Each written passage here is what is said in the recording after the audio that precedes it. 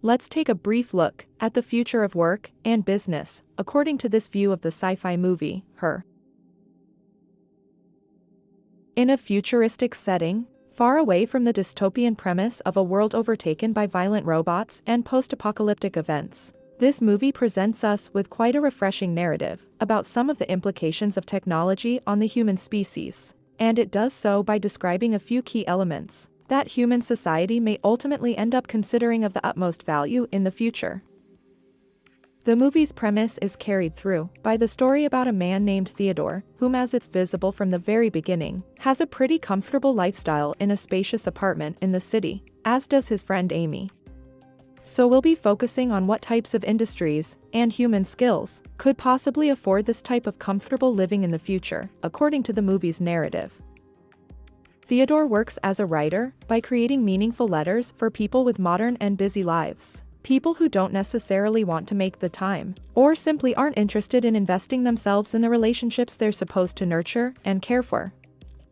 And even though they seem that way, these sentimental, seemingly heartfelt letters are not actually handwritten. They're created with what could be construed as a mix between natural language processing technology and artificially intelligent graphic tracing. So Theodore simply speaks into a computer that writes the messages by perfectly imitating the person's handwriting in real time.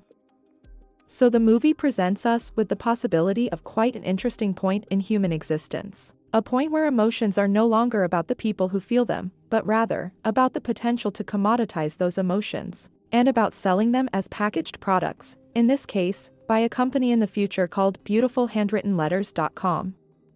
And this is where Theodore works, by intimately engaging with people's lives and their personal stories, with or without their knowledge about it.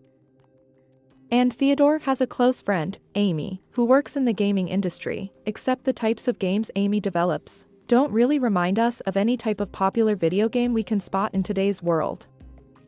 These futuristic types of video games are more centered around social rules and cultural expectations, with social dynamics, and the player trying to lead a seemingly perfect life, according to the reigning societal values. We see proof of this when Amy explains to Theodore the different ways in which the player can earn extra perfect life points, by following certain social rules, and also by fulfilling other people's expectations.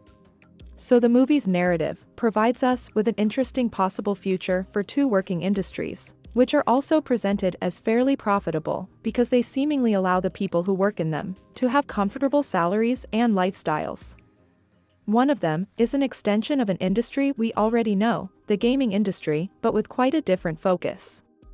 This focus may be considered by business strategists as a blue ocean, since it targets individuals that the current gaming industry might still be labeling as non-customers, because their tastes, interests, and the features they value are quite different than those of the majority of consumer tribes that surround the most popular video games today. So for example, in the future, according to the movie, the video game players that are targeted by the gaming company that Amy works for are genuinely interested in learning how to play out human life and everyday normal situations, except in this case, they want to do so by reshaping their own behaviors according to what society expects from them. And that's really something to think about, especially when you consider that we already do that in one way or another, through most of the social network interactions and experiences we access every single day. And the second industry, the one that Theodore works in, is in fact a completely new industry, one that still doesn't exist as such in our current society, but it goes to show a couple of potentially revealing facts about what could be in store for us in the future. The first strong possibility is that in the coming years, humans and businesses might start putting an actual price tag on the value of empathy, emotion, and human connection. And the second is that ultimately, machines might be able to emulate practically anything about human beings. Anything, except for the rawness of some human social qualities that are very hard to replicate by machines, like the case of genuine interest, sincere empathy, and a deep, human appreciation for another person's journey and their life story. Do you agree with this reading about the future of work and business according to this movie? What message did you feel the movie was about? Please feel free to share your thoughts in the comments below. And thanks for watching this episode of Pixiebolt's Decipher, a part of the Digital Animals. If you found this episode helpful, Please consider liking, sharing, and subscribing for more content like this.